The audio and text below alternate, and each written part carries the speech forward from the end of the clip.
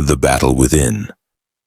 What if the greatest battle you'll ever fight isn't against the world but against yourself? Not the armies, not the storms, not the enemies you imagine, but the silent impulses that drag you toward anger, pleasure, fear, and despair. The Stoics believed that true freedom isn't about doing whatever you want, but about mastering the forces that control you. Because the man who conquers himself needs no ruler. Setting the stage. Freedom in a world of temptation. Rome was a city of excess, a place where gold glittered, wine overflowed, and voices shouted promises of pleasure. Senators schemed for power, generals fought for glory, and merchants chased endless gain. But amidst this noise, a quiet movement spread. Men like Zeno, Seneca, Epictetus, and Marcus Aurelius spoke of a freedom that couldn't be bought or given. They spoke of a freedom born within, the kind that remains even in chains. Epictetus, once a slave, said, "No man is free who is not master of himself." The Stoics didn't measure freedom by status or wealth. A poor man could be freer than an emperor if he ruled his passions instead of being ruled by them. The Stoic idea. Freedom begins within. To the Stoics, self-control was not repression, it was power. They saw life as a series of impulses: anger, fear, pleasure, pride. To be enslaved by them was to be at the mercy of fate. To govern them was to live by reason, the divine part of the human soul. Epictetus taught his students, "You may fetter my leg, but not even Zeus has power over my will." True freedom, he said, lies in the space between stimulus and response. When insulted, you can choose patience. When tempted, you can choose moderation. When provoked, you can choose silence. The world might chain your body, but your mind, your reasoned choice, remains untouchable. Imagine a Roman soldier, battle-hardened and proud. He wins countless victories, but cannot control his rage. A single insult ignites his fury. He is powerful before men, but a slave to himself. Now imagine a philosopher, mocked and humiliated, yet calm. He endures every insult without losing balance. He owns nothing, yet he owns himself. That, the Stoics said, is the highest freedom. The Stoic masters. Seneca, Marcus, and Epictetus. Seneca wrote, "No man is free who is a slave to himself." He lived in the luxurious courts of Nero, a place dripping with temptation and danger. Yet he urged restraint, reminding himself daily that wealth, fame, and pleasure were fleeting. To possess things without being possessed by them, that was his art. Epictetus, once a slave, taught that freedom cannot be stolen by chains. He had seen masters command bodies but never minds. Even as he limped through life, his will was invincible. He said, "When you blame others, you give away your power." Control begins the moment you take responsibility. Marcus Aurelius, emperor of Rome, had armies at his command. But he feared the tyranny of his own mind more than any enemy. Each night he wrote reminders to himself, "You have power over your mind, not outside events. Realize this and you will find strength." He practiced self-control not as weakness but as armor.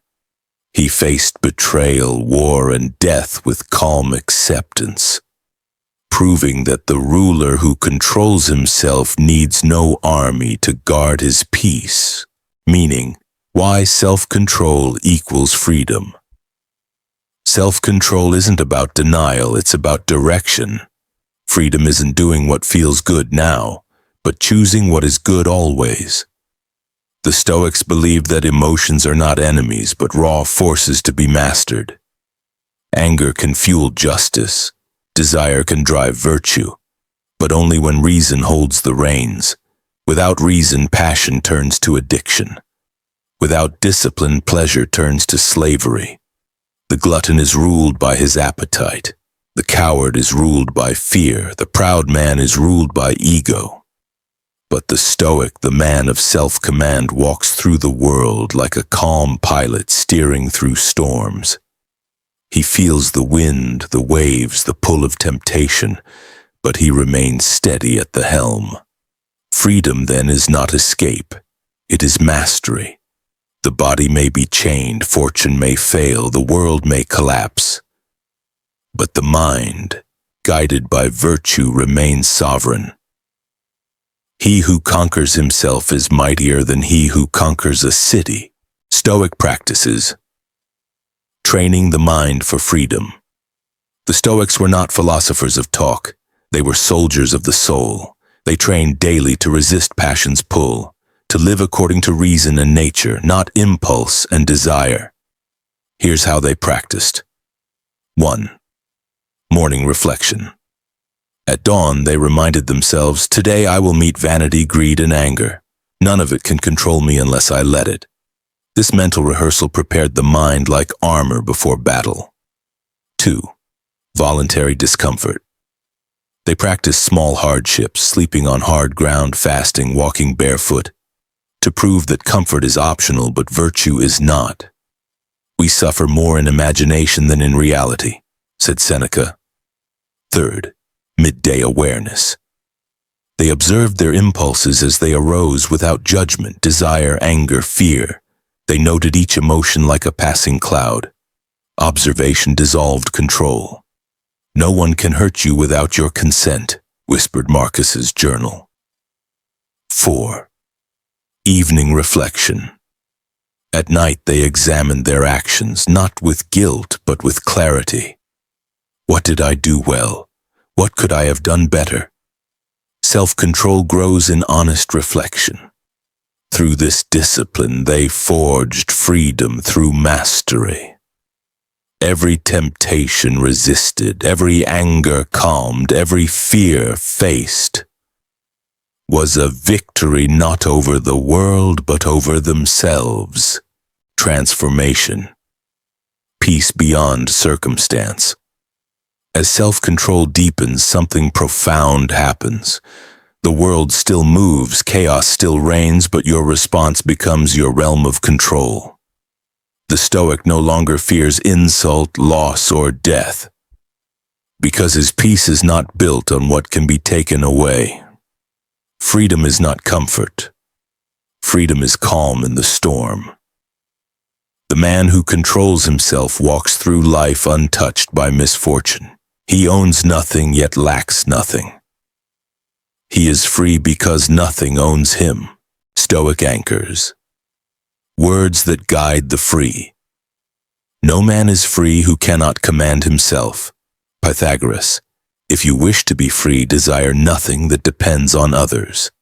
Epictetus. You have power over your mind, not outside events. Marcus Aurelius.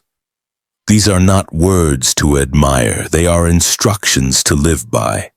Freedom isn't granted by society or law, it's earned in the quiet moments when you resist your lower nature and choose the higher one. Freedom lies not in doing what we wish, but in wishing only what is right. Closing reflection. The unshakable soul. When the Stoics spoke of freedom, they meant a soul unshaken by fate. The man of self-control cannot be bribed by pleasure nor broken by pain. He lives aligned with nature, accepting all, needing little, desiring nothing unworthy. He is not a slave to success or failure, not chained to approval or fear. He walks through life steady, unhurried, and whole. Because in mastering himself, he has mastered the only kingdom that truly matters. The kingdom within. Freedom is not the absence of restraint. It is the presence of self-command.